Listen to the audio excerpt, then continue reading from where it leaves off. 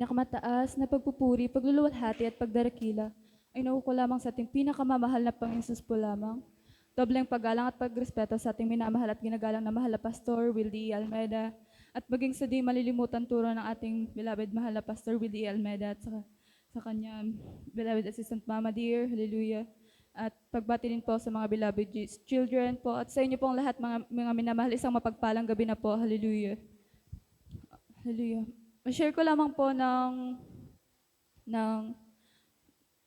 this year, ay last year po yon nung may research defense po kami noon. Tapos maaga po ako noon pumunta, ay naggayak po, mga around 7 po, naggayak na po ako noon. Tapos pag mag-8 na po noon, ginising ko na po yung beloved pinsan ko kasi magpapahatid po ako sa dako ng San Rafael. So pagising ko sa kanya, parang di pa po siya bumabangon. So ako, nagpe-prepare pa po ako noon, inayos ko po yung laptop kasi yun yung gagamitin namin sa pagdi-defense po, hallelujah. So, sa madaling sabi, naggayak na din yung pinsan ko, tapos siya po kasi noon magdadrive ng motor, ay siya po magdadrive sa akin papunta dun sa San Rafael. So, habang pong papunta po kami ng San Rafael, that day po, nagpupuri po ako, ay bago po ako umalis, nalalangin ako sa ating pinakamamahal pa na pag-ingatan niya po kami kasi sa kada biyahe po, na pinalalangin ko yun sa ating pinakamamahal na palagi akong pag-ingatan sa papunta dun sa school namin po kasi nariyan na may kalayuan po talaga siya. So, defense din po namin nun, kaya nagpupuri din po ako nun sa ating pinakamamahal na kasi po na rin yung kabako, tapos na rin yung mga guni-guni sa isip ko na baka di po ma-defense yung research namin. So, uulit na naman po kami sa simula. So, habang pong papunta kami doon, sa may bandang Matakla po, sa may unahan lang po noon, yung doon sa may nakalagay na Welcome Goa po. Doon sa part na po na yon, mag-overtake po kami kasi meron pong truck na mahina po yung andar niya. Tapos di rin po siya nakasignalate na magliliko po pala siya.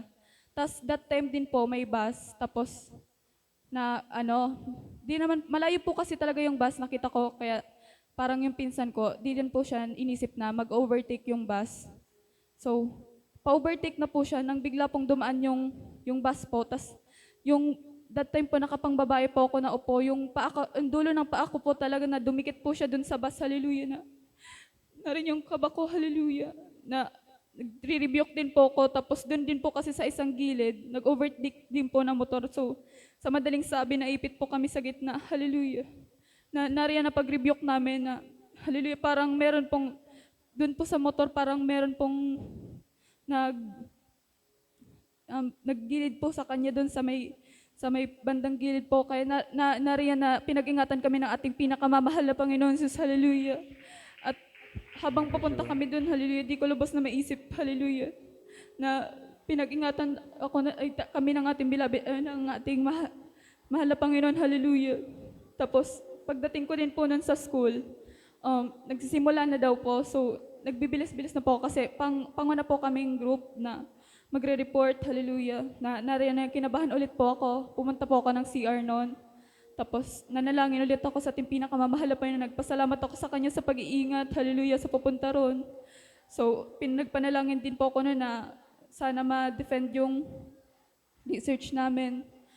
Pangatlong research na po namin yun. Tapos, sa madaling sabi, pumunta na po ako ng taas na rin. Kinakabahan pa po ako kasi yung mga panelist namin po is, yung iba po doon, hindi po siya teacher sa San Rafael. So, meron pong galing Manila, hallelujah.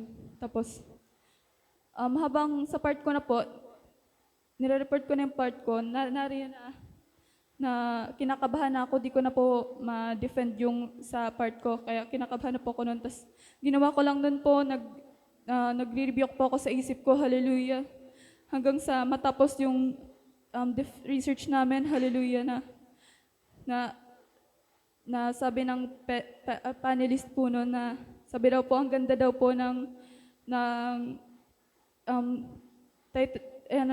yung title namin po, parang daw po, catchy siya, tapos mukhang nagkaka-interest na daw po sila. Bagamat di pa man naman po talaga siya final pa lang, title pa lang po talaga. Kaya nariyan yung pasasalamat ko sa ating pinakamamahal na Panginoon dahil binigyan po agad kami na ng grades. Tapos maging sa mga nasunod po na di talaga po sila na-approve. Siguro, anim po kami noon na nag-defense ng time na yun, tapos dalawa lang po kaming na-approve. Kaya nariyan yung pasasalamat ko sa ating pinakamamahal na Panginoon, Jesus. And share ko din po na ng time na pauwi na po ako noon galing sa school, nariyan yung kapaguran ko, hallelujah. Tapos nakabas po ako noon that time. Tapos yung, yung cellphone, yung nandun po ako sa may part ng bintana po, na hindi ko na po mapigilan yung antok, hallelujah, dahil sa sobrang kapaguran. Kasi 6 na po talaga kami nakakalabas, minsan po magsa 7 na. So, nariyan yung antok ko, hallelujah. Tapos, dahil nasa may window seat po ako that time po, so sobrang pagod ko na, nakakatulog na ako, bagamat na rin na pinipigilan ko, hallelujah. And yung cellphone ko po, hawak-hawak ko siya sa may bintana na part po. Tapos, pag nakakatulog na ako that time, tapos, bigla po akong parang may gumigising sa akin na gumising ka kasi malalagyag yung cellphone mo.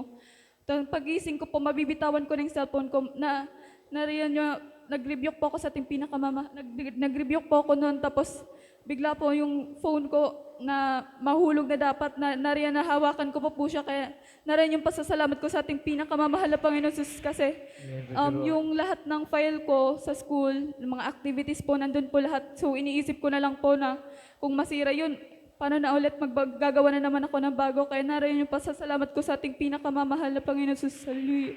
Nariyan na sa buong taon, hallelujah, na nariyan yung pag-iingat sa akin ng ating pinakamamahal na Panginoon Jesus sa papunta at pauwi, hallelujah.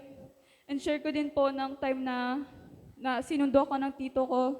Tapos sabi niya sa akin, ako na daw po mag-drive ng motor pauwi.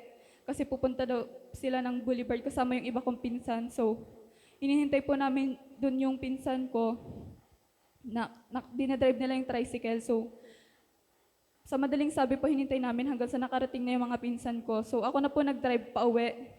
That time po, yung bag ko mabigat kasi may libro. Tapos may dala ko po yung laptop ko. Tapos yung tumbler po, wala po kasi, di po siya kasya doon sa U-box. So doon ko sana ilalagay. So hinawakan ko na lang po habang nagdadrive ako. Tapos bago po ako umalis, sinabihan ako ng tito ko na magdahan-dahan lang. Tapos mag-ingat daw po. So habang nandiyan na po, pauwi na po ako noon. Tapos diyan na po sa may part ng sa Napawan po, yung lubak-lubak diyan. Doon po. Habang dandan mo naman po yun pag magmamaneho ko noon. Tapos yung bag ko po, nagdudulas na po siya, dumudulas na po siya dun sa upuan po kasi pinatong ko po siya dun, tapos nakatalikod po kasi yung laptop po nasa harap. So parang nahihirapan ako noon pag-balance po. So, di ba, ano po kasi that time, maalog po yung motor kasi lubak-lubak nga po. Tapos yung bag ko po, nahuhulog na siya pagilid. Tapos yung bag ko po na yun, mabigat po talaga siya. Nakalimutan ko pong mag-stop muna para ayusin yung bag. Parang dahil sobrang nataranta po ako, pinabilisan ko po yung takbo na nariyan na madidesgrasya po talaga ako. Pero hallelujah, nariyan na nag-review ako sa ating pinakamamahal na Panginoon. Sabi ko, hallelujah, hallelujah. Nang bigla pong yung motor po para pong may biglang nag-stop po na hindi po akong hinayaan na matumba kasi that time po nasa gilid na talaga po yung motor. Nakapunta na po siya dun sa may lupa. Tapos nariyan ang pasasalamat ko sa ating pinakamamahal na Panginoon dahil wala po akong gasgas or kahit anuman pong sugat. Hallelujah. Kaya nariyan ang pasasalamat ko sa ating pinakamamahal na Panginoon Jesus. Nariyan sa pagdagdag ng kaarawan ko. Hallelujah. Bagamat last year pa po yun. Pero nariyan ang pasasalamat ko sa ating pinakamamahal na Panginoon kasi may time na iniisip ko parang hanggang dito na lang babuhay ko kasi that time, yung grade 11 ko po ako, na-share ko din po na nagkasakit po ako. Hindi po siya talaga sakit, parang na-stress lang po ako nun kasi sa school po. Nariyan na marami po talagang gawain. Tapos di ko po yun kinakaya kasi nga, di po ako nasanay kasi dyan po sa old school po, parang wala po, konti lang naman yung binibigay kasi nga, di pa naman po talaga ako senior high, junior pa lang ako nun. So, ina-expect ko sa senior high, parang same din lang. So, na-stress po ako noon hanggang sa nagsimula na po akong mag-nosebleed. Nagsimula po siya sa nosebleed. Nagno-nosebleed po ako ng araw-araw po, kung hindi po madaling araw, nariyan na pag tanghali po nagno-nosebleed ako. So, sa school ko po yan, nag-nosebleed ako. Tapos, hanggang sa nagsusuka na rin po ako noon. So, pag nagsusuka ako noon, pagkatapos ko po magsuka, kasi taba po sa mga kumakain, na grabe yung panghihina ng katawan ko, hallelujah. Hanggang sa isang gabi po noon, gabi pa lang po noon, nanghihina na yung katawan ko, tapos iniisip ko, nagsisisi ako sa ating pinakamamahal na na naghingi ng tawad na patawarin ako kung saan man ako nagkulang, nagkasala, hallelujah. Na bagamat ganun po, nagpapasalamat ako sa ating pinakamamahal na Panginoon na nariyan, patuloy akong pinapaalalahanan, hallelujah. And pagising ko po noon ng umaga po, di ko na po magalaw yung katawan ko. Tinawag ko na po yung lola ko noon, tapos sabi ko, ma, kasi ang tawag ko po sa lola, beloved lola ko, mama po talaga. So sabi ko, ma, di ko na mabuhat yung katawan ko, hallelujah. Nariyan na yung beloved mother ko po sa Maynila, sabi niya po, ipa-check up na daw po.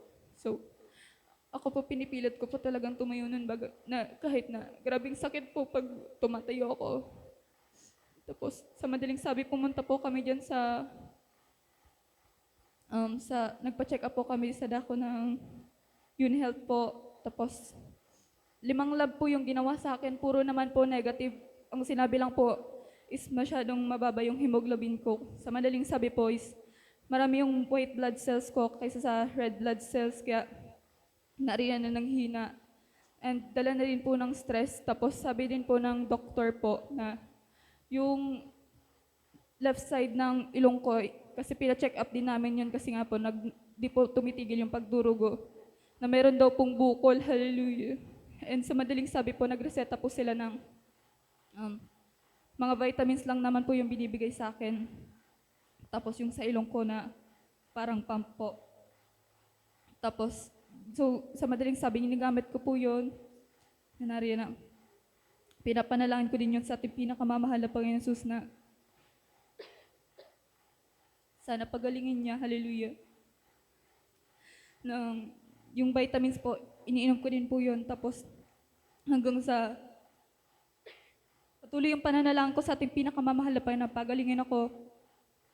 Hanggang sa namamalayan ko na lang po ako, nagiging malakas na ako. Tapos yung pagdurugo po, nag-stop na po siya. Kaya narin yung pasasalamat ko sa ating pinakamamahal na Panginoon na bagamat di man po karapat dapat, isang basahan lang po. Hallelujah, narin yung habag sa akin ng ating pinakamamahal na Panginoon Jesus. At nagpapasalamat din po ako dahil ginagamit din po ako sa banal na ubasan ng ating pinakamamahal na Panginoon. Bagamat di man po karapat dapat, kaya ang lahat ng kapurihan, kapasalamatan ay nauko lamang sa ating pinakamamahal ng Jesus lamang.